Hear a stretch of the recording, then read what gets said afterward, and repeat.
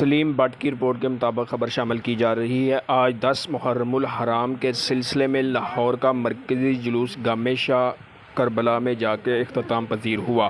گامِ شاہ کربلا میں ایک بہت بڑی تعداد اہل تشیع کی موجود تھی۔ اہل تشیع آج کے دن بہت عقیدت اور امن سے منایا۔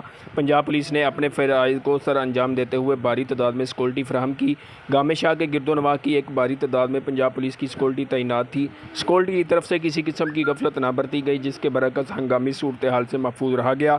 اس کے علاوہ لوگوں نے وہاں نوحے پڑے ماتم کیا، پرامن طریقے سے زنجیر زنی کی گئی۔ اس کے علاوہ حکومت کی طرف سے اس صفائی ستھرائی کا نظام بھی بہت اچھے طریقے سے کیا گیا، جس میں کوئی تاخیر نہیں برتی گئی۔ کیمرہ مین علی بٹ کے ساتھ سلیم بٹ، نیوز 4 لاہور۔